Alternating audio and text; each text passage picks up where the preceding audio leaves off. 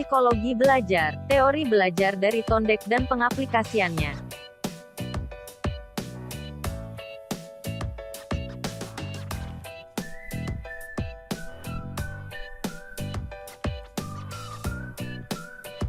Edward Lee Thorndike secara teknis adalah seorang fungsionalis, namun ia telah membentuk tahapan behaviorisme Rusia dalam versi Amerika. Beliau tinggal dan mengajar di Columbia sampai pensiun pada tahun 1940. Dan beliau menerbitkan suatu buku yang berjudul Animal Intelligence dan lain-lain.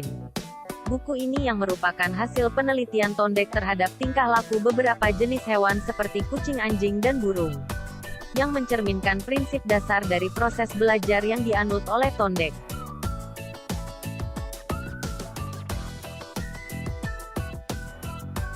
yaitu bahwa dasar dari belajar tidak lain sebenarnya adalah asosiasi di mana suatu stimulus akan menimbulkan suatu respon tertentu. Teori ini disebut dengan teori stimulus-respon.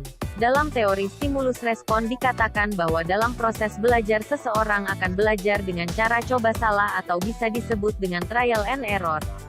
Cara coba salah bisa diartikan sebagai seseorang berada dalam suatu situasi yang memiliki masalah, maka orang itu akan mengeluarkan beberapa perilaku atau tingkah laku untuk memecahkan masalah tersebut. Dapat disimpulkan bahwa seseorang memiliki masalah, dia akan mengeluarkan beberapa perilaku atau tingkah laku mencoba satu demi satu untuk memecahkan masalah tersebut.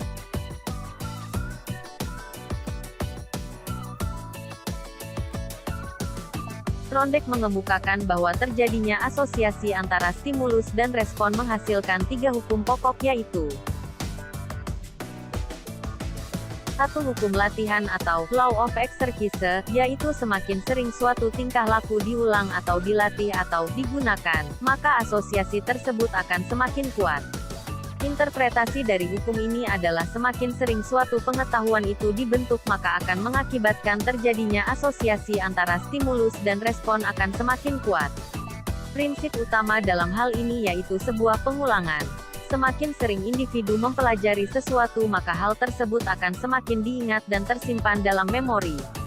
Hukum tersebut menunjukkan bahwa ulangan merupakan hak yang pertama dalam belajar. Makin sering suatu pelajaran yang diulang, makin mantaplah bahan pelajaran tersebut dalam diri kita, dan begitu juga sebaliknya ketika kita tidak sering atau tidak pernah mengulangi suatu pelajaran itu, maka akan semakin melemah ingatan kita tentang pelajaran tersebut.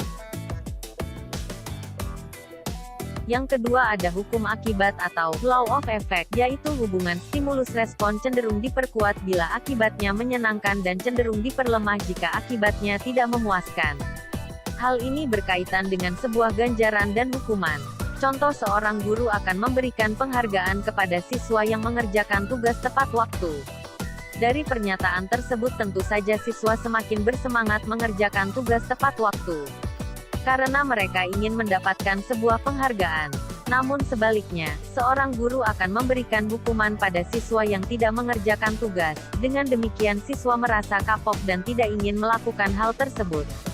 Yang ketiga ada hukum kesiapan atau law of readiness, yaitu semakin siap suatu organisme memperoleh suatu perubahan tingkah laku, maka pelaksanaan tingkah laku tersebut akan menimbulkan kepuasan individu sehingga asosiasi cenderung diperkuat.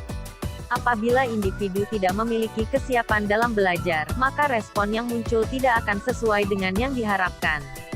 Hal ini tentu saja tidak menimbulkan kepuasan bagi pemberi stimulus dan penghasil respon. Contoh, seorang individu yang tidak memiliki keinginan untuk melakukan suatu kegiatan, namun individu tersebut tetap harus melakukannya, maka hal yang dilakukannya itu akan menimbulkan ketidakpuasan pada individu tersebut. Ia akan mencari melakukan tindakan lain untuk menghilangkan ketidakpuasan tersebut. Dari pernyataan tersebut dapat disimpulkan bahwa individu akan lebih berhasil dalam belajar ketika ia telah siap melakukannya.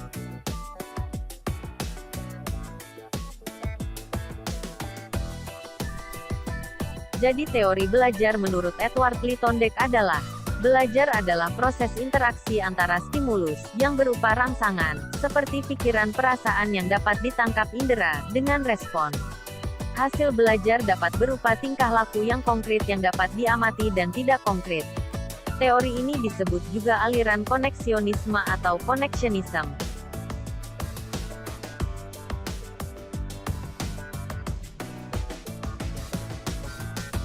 Tondek beranggapan hubungan stimulus dan respon dapat diperkuat dengan adanya kesiapan dalam menerima perubahan tingkah laku atau law of readiness, diberikan pengulangan atau law of exercise, dan diberikan hasil atau akibat atau law of effect. Berdasarkan hal tersebut bisa diartikan bahwa perubahan tingkah laku dibentuk sesuai dengan keinginan lingkungan karena individu merespon sesuai dengan stimulus yang diberikan. Selain itu, respon yang diberikan akan baik jika seseorang telah siap dalam menerima stimulus, sehingga menimbulkan kepuasan bagi individu Stimulus adalah suatu perubahan dari lingkungan eksternal yang menjadi tanda untuk mengaktifkan organisme untuk bereaksi atau berbuat. Sedangkan respon adalah sembarang tingkah laku yang dimunculkan karena adanya perangsang.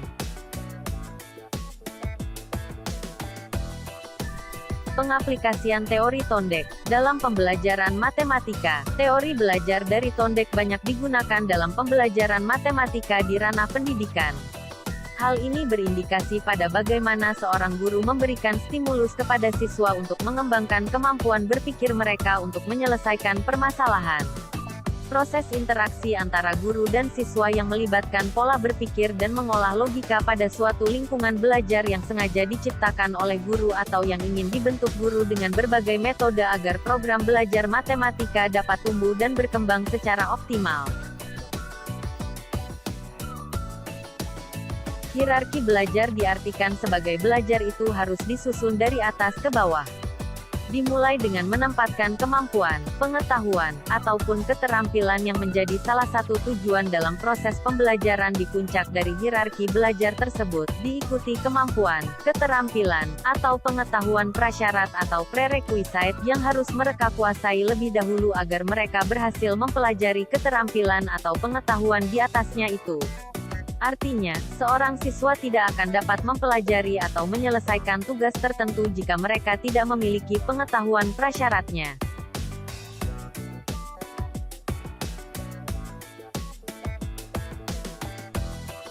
Adapun evaluasi terhadap teori Tondek yaitu, kritik penting terhadap teori Tondek berfokus pada dua isu utama. Pertama berkaitan dengan definisi unsur pemuas atau satisfier dalam hukum efek. Kritik terhadap hukum efek menyatakan bahwa argumen Tondek bersifat sirkular atau berputar-putar. Jika probabilitas respons meningkat, itu dikatakan karena adanya keadaan yang memuaskan. Jika tidak meningkat, itu dikatakan karena tidak ada unsur pemuas atau satisfier. Penjelasan teori semacam itu dianggap tidak memungkinkan untuk diuji karena kejadian yang sama, peningkatan probabilitas respons, dipakai untuk mendeteksi baik itu proses belajar maupun keadaan yang memuaskan. Kritik kedua terhadap hukum efek Tondek terkait dengan cara hubungan SR diperkuat atau diperlemah. Seperti telah kita bahas, Tondek percaya bahwa belajar adalah fungsi otomatis dari keadaan yang memuaskan dan bukan dari mekanisme kesadaran seperti pemikiran atau penalaran. Tondek jelas percaya bahwa organisme tidak perlu menyadari hubungan antara respons dan unsur pemuas agar unsur pemuas itu memberikan efeknya. Demikian pula, niat dan strategi belajar dianggap tidak penting bagi proses belajar. Tondek tidak menyangkal adanya pemikiran, perencanaan, strategi dan niat. Tondek percaya bahwa belajar dapat dijelaskan dengan memadai tanpa merujuk pada hal-hal semacam itu.